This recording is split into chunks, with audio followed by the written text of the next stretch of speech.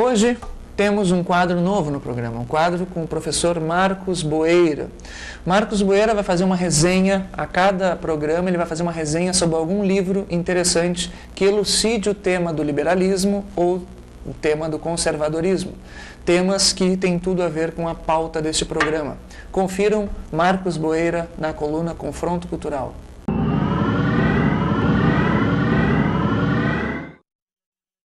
Boa noite, meus amigos. Meu nome é Marcos Boeira e eu estou aqui para analisar o confronto cultural.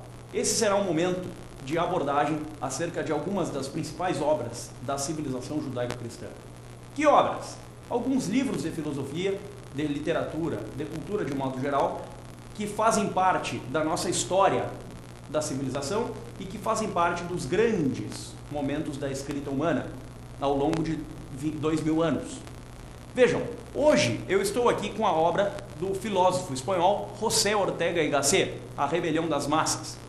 Esta obra, por ter marcado época na primeira metade do século XX e tratar de um assunto específico, que é a crise moral da sociedade europeia, tem muito a nos ensinar na atualidade, por um motivo bastante peculiar.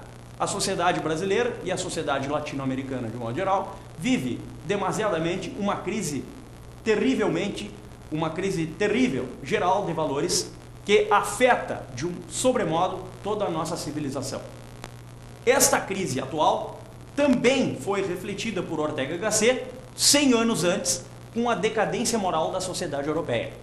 E o nosso propósito aqui, ao analisar essa obra, não será outro senão estabelecer um elo entre o pensamento do filósofo no seu tempo, na sua Europa e nos anos que o sucederam, com relação à nossa atualidade.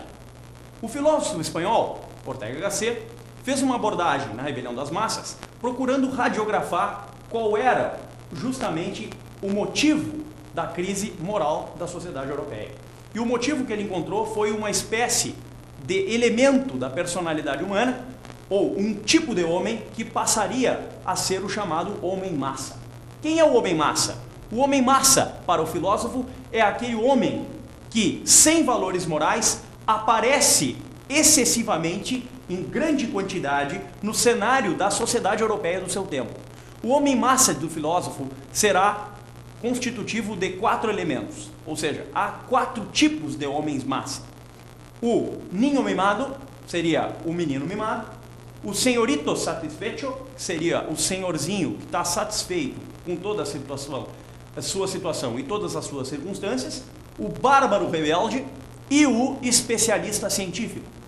O menino mimado seria aquele, por filósofo, que tem dentro de si não apenas não limites, mas um impulso que gera uma vontade que é satisfeita imediatamente.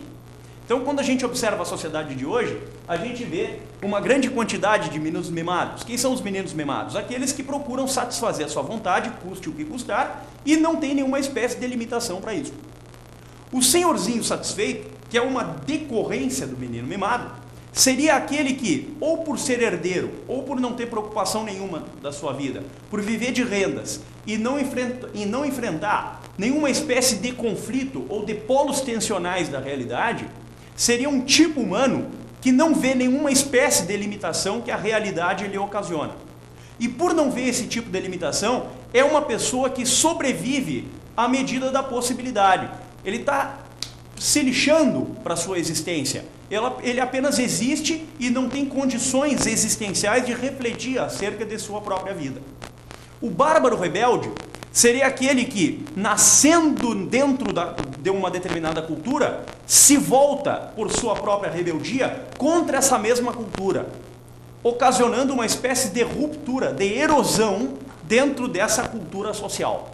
E o especialista científico seria aquele que, acreditando ter conhecido toda a realidade, a totalidade do ser, a totalidade da realidade, desde um ponto de vista específico, parcial e contingente, tenta superar o plano da realidade a partir de suas descobertas científicas próprias e muito parciais. Então, esse especialista científico seria uma espécie de idiota especializado, na medida em que ele, enxergando a totalidade da realidade desde um ponto de vista parcial e contingente, ele procura entender a totalidade das coisas a partir do seu ponto de vista. E esse pode ser qualquer coisa menos um cientista.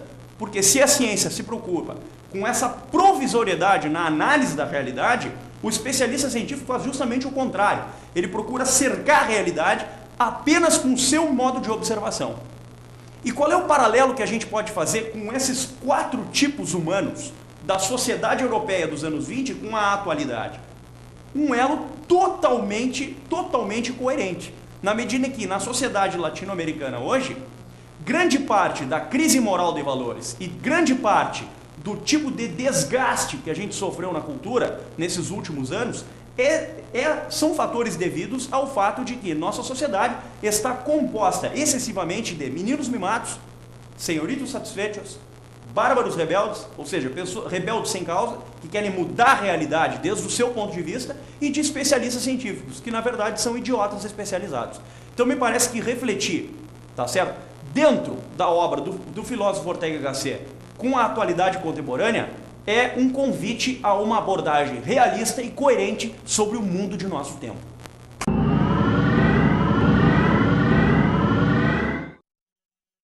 Este foi Marcos Boeira. A cada programa teremos uma nova coluna com Marcos Boeira. O nosso programa está chegando ao fim. Eu tenho que fazer um último comentário. Um comentário que entrou na nossa comunidade. Quem postou, de novo ele, Petrúquio, postou o comentário sobre o joguinho da Veja. O joguinho, na verdade, é um teste da Veja, criado pelo sociólogo Alberto Almeida. E neste teste, né, parece aqueles testes de revista para moças, né? Ai, você é apaixonada pelo seu namorado, aqueles testes engraçados. A Veja fez um teste desse com a vocação política, sobre que vocação você tem, se você é de direita, de esquerda. E eu descobri que eu sou centro-direita liberal. O que significa? Não crê no Estado como gestor da economia, o que é verdade, e recusa restrições à liberdade individual, o que também é verdade. Interessante, até que não ficou tão ruim. Agora, tinha uma pergunta nesse teste, a pergunta número 9, que até acho que foi o Caio colocou essa pergunta número 9, realmente, quando eu fiz o teste, eu olhei essa pergunta e disse, meu Deus, qual era a pergunta? A pergunta dizia o seguinte: o Estado deveria ter o controle de somente áreas como educação, saúde e segurança, deixando o resto para setores privados? E aí a resposta poderia ser: discordo integralmente, discordo, concordo ou concordo plenamente. Ora, se você era mais à direita, a tendência era você dizer: o Estado deve ficar com segurança, saúde e educação, deixando o resto.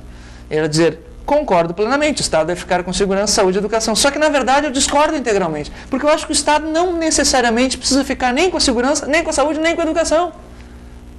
Talvez a segurança. Agora, saúde e educação, não estou convencido, mas não estou nem de longe convencido, tem que ficar com o Estado. Os Estados Unidos já mostram, e a própria comunidade colocaram esses argumentos aqui, que saúde e educação não precisa ficar com o Estado e funciona muito bem, sim, com a iniciativa privada. Muito bem.